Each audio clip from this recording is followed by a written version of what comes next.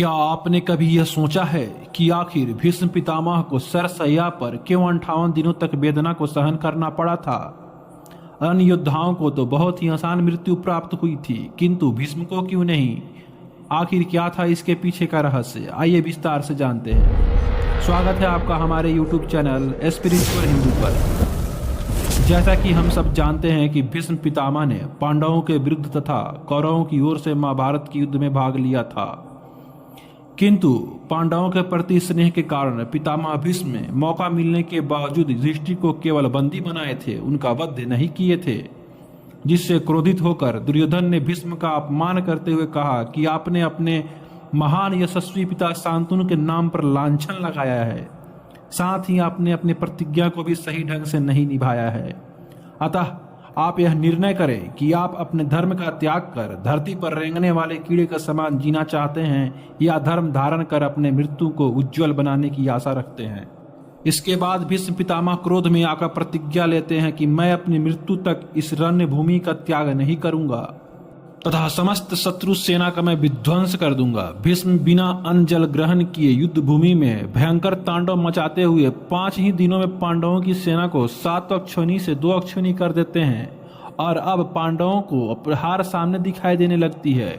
युद्ध में जब अर्जुन भी भीष्म पितामह का सामना करने में समर्थ नहीं हो पाते हैं, तब भगवान श्री कृष्ण रथ का चक्र लेकर उनका वध करने के लिए उनकी ओर दौड़ पड़ते हैं।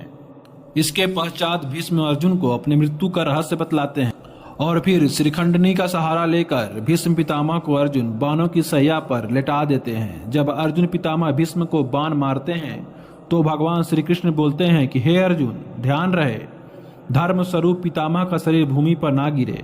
तब अर्जुन भीष्म के लिए बाणों की सैया बना देते हैं। अब प्रश्न था कि आखिर भीष्म पितामह तुरंत मृत्यु को प्राप्त क्यों नहीं हुए? क्यों उनको 58 दिनों तक सरसैया पर रहकर कष्ट भोगना पड़ा, जबकि उनको तो इच्छा मृत्यु का वरदान प्राप्त था? इसके पीछे का कारण यह है कि जब भीष्म सरसैया पर गए उस समय सूर्य दक्षिणायन था और धर्म ग्रंथों के मान्यता के अनुसार सूर्य के उत्तरायण होने पर प्राण त्यागने पर परम धाम की प्राप्ति होती है। अतः भीष्म सूर्य के उत्तरायण होने की प्रतीक्षा कर रहे थे और जब 58 दिनों के पश्चात सूर्य उत्तरायण हुआ तो भीष्म ने अपने प्राण त्यागे। कहा जाता है कि हर इंसान को अपने कर्मों का फल अवश्य भोगना पड़ता है, तो आखिर किस गलती का फल भीष्म पितामह को भोगना पड़ रहा था कि उनको 58 दिनों तक सरसैया पर रहना पड़ा? जब भगवान श्री कृष्ण भीष्म से मिलने गए तो यही सवाल भीष्म ने भगवान श्री कृष्ण से किया और कहा, हे भगवान, जहां तक मैं याद कर पा रहा हूं, मैंने अपने पिछले 17 जन्म में कोई भी पाप और अधर्म नहीं किया है। मैंने हमेशा अपने धर्म का पालन किया है, फिर मुझे ऐसी पीड़ा क्यों भोगनी पड़ रही है?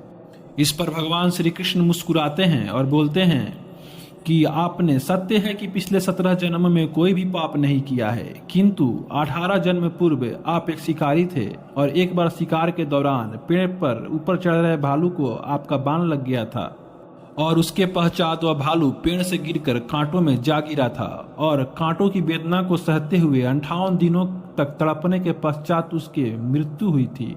अतः हे भीष्म, आपको अभी उसी गलती की सजा मिल रही है और यही कारण है कि आप बाणों की सैया पर पीड़ा भोग रहे हैं।